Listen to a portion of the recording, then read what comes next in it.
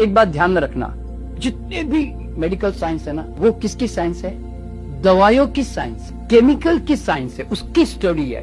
और बीमारी का साइंस है, हेल्थ का नहीं, न्यूट्रिशन का नहीं। ध्यान रखना, इसलिए उनसे कभी भी हेल्थ और न्यूट्रिशन की हम आशा कर भी नहीं सकते, क्योंकि वो उनको पढ़ाया नहीं गया। तो बेचारे तुमको क्यों बताएंगे? तो अब तुम्हें जाग कर जीना है कि मैं इस बुखार को दबाऊं कि न दबाऊं। तो इसीलिए याद रखना, कोई भी बुखार गंदगी के परिमाण में आता है, यानी कि रेशियो पे आता है। एग्जाम्पल, अगर आपका बुखार कोई 2 दिन के लिए आता है, कोई 4 दिन के लिए आता है, कोई 10 दिन के लिए आता है, कोई 15 दिन के लिए आता है, क्यों इतना ऐसा आया?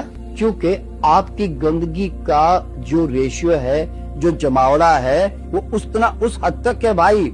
और अगर गंदगी उतनी नहीं भी है, मान लो, तो तुम्हारे पास एनर्जी ही इतनी लो है कि तुम्हारा शरीर बड़ा धीरे धीरे काम कर रहा है भाई।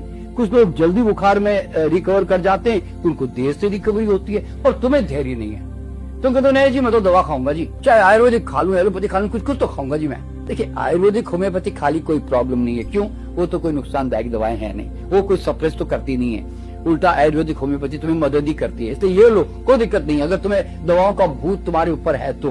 पर मैं तुम्हें ये समझाना चाहता हूँ कि understand your body language, why you want to go against your body.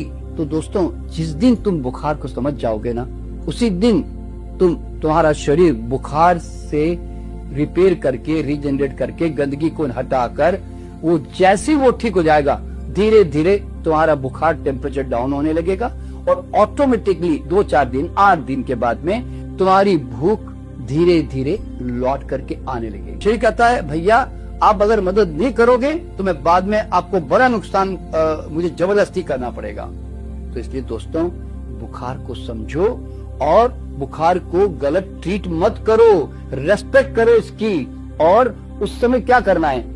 आराम से पानी खूब पीते रहो, क्योंकि उसमें पानी की खपत बहुत बढ़ जाती है। खूब पानी पीते रहो आराम से, और हो सके तो उसमें नींबू पानी डाल दो, क्योंकि उसे विटामिन सी मिलेगा तो और ज्यादा जल्दी फाइट करेगा। इसके साथ में, और अगर वैसे कुछ अगर लेना भी पड़े तो नारियल पानी ले लो, नींबू शहद का पानी ले लो, और या कोई वेजिटेबल जूसेस पी लो, घिया का रस पी लो, लौकी का रस पी लो, या और कोई अगर फ्रूट जूस, मौसम्बी रस, पाइनएप्पल रस, या इस संतरे का रस, ऐसे छोटे छोटे गिलास।